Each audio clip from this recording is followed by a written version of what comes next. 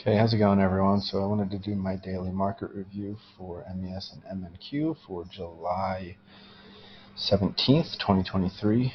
Still aiming for that monthly buy-side liquidity that I spoke about last week. We can see we formed that swing low in October on the weekly chart, and we've just kind of had this really big run up the past few weeks heading towards that monthly buy-side liquidity. We also have this weekly fair value gap that we're looking at right there. Which is on top of a daily range gaps high and low. There's also another fair value gap there that we want to see if price might retrace down into that going into the end of summer and fall. On the daily chart, we can see that we've had a nice run up when we took out highs last week, and then we entered into this discount. We entered into this daily volume imbalance right below that 50% mark of the recent daily range.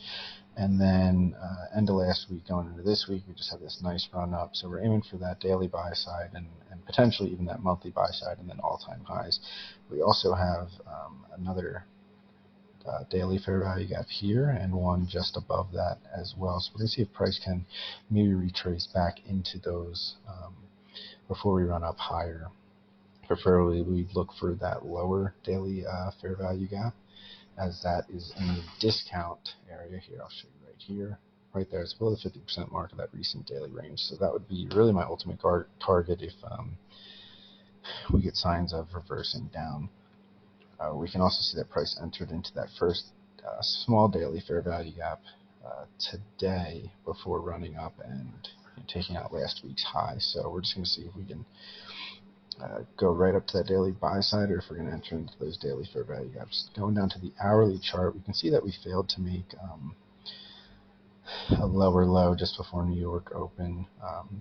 Look further back, there's that daily volume imbalance that I showed on the daily chart, and we got this shift up right here. I'll mark it out. Took out those highs. Indicative of market structure shift, so we could expect to see higher prices out of that daily volume imbalance. And then price entered into a discount area, that recent hourly range, and then we've just kind of been going up since there. There would be another entry long using the hourly chart, entry into that hourly fair value gap right here. There's another huge set of displacement candles with another fair value gap to enter long, and then we can see overnight last night we got a decent retracement down and eventually expanded up pretty much the rest of the day to take out last week's high and take out that buy side liquidity. That's actually Friday's AM session highs, and just below that we had Friday's PM session highs. Let me mark that out.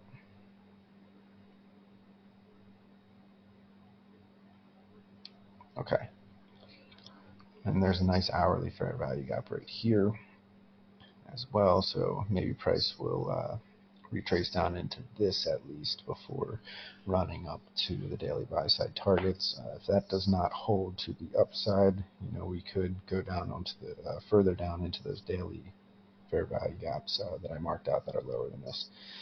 So we see here we failed to take out those overnight lows, and then we kind of just ran up the rest of the day on the 15-minute chart. Let's go to the 5-minute chart. I'm going to outline the ICT Silver Bullet.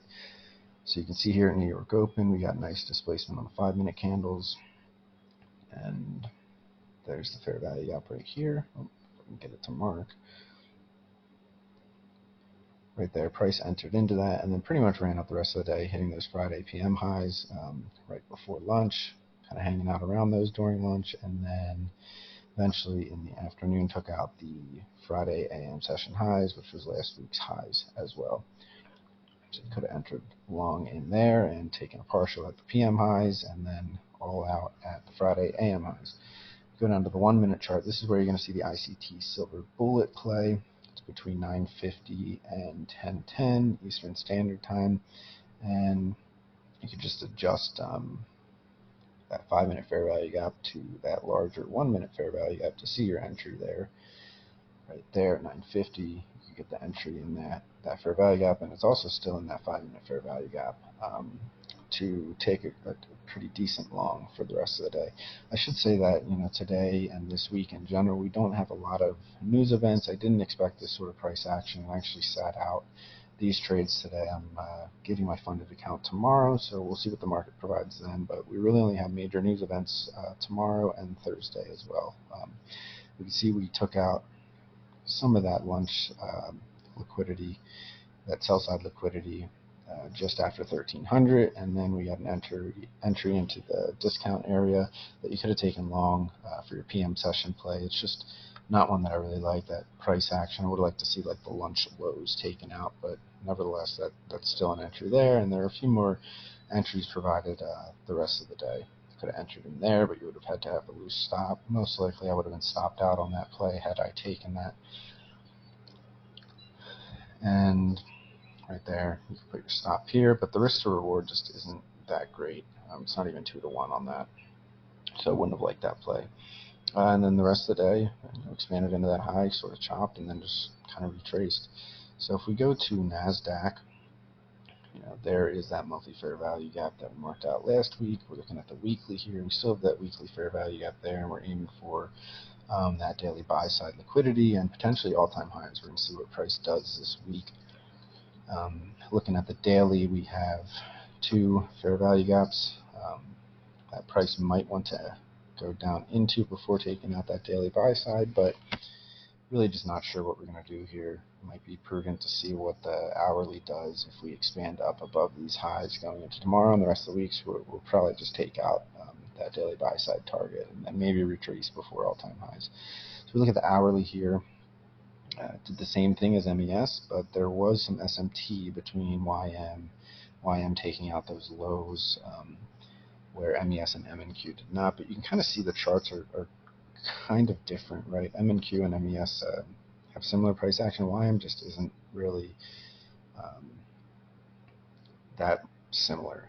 So we can mark up this hourly fair value up there to see if we get a deep discount entry. Maybe we'll run into that before running up higher.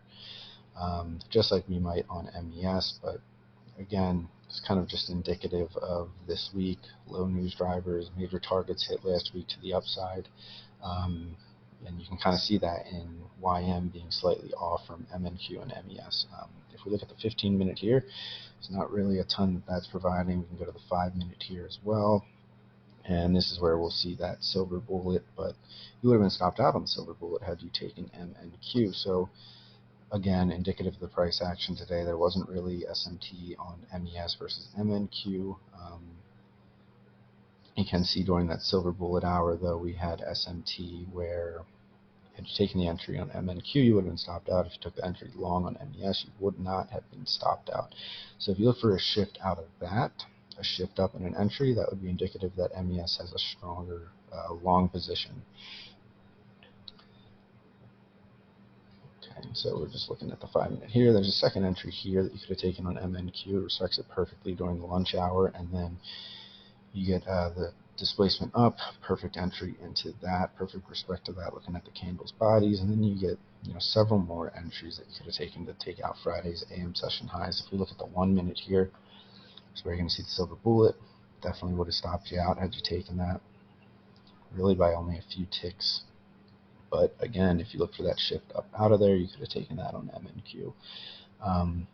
Again, due to that SMT on MES and MNQ, I probably wouldn't have taken this on MNQ, but it's still worth journaling. So had you taken this long, I would have taken morning highs and then potentially held a few till the rest of the day. But really, I probably would have just taken them off at the all-time high or at the morning highs.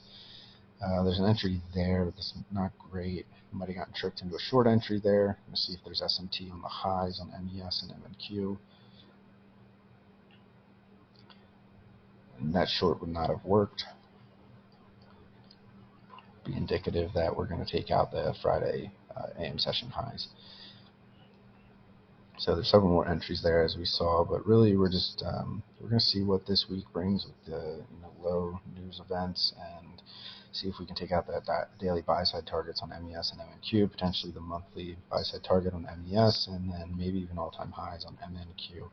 Just going to see what this brings, and I forgot to mark out this daily fair value gap, but That's really all I had. So thank you guys for everything, and talk to you soon.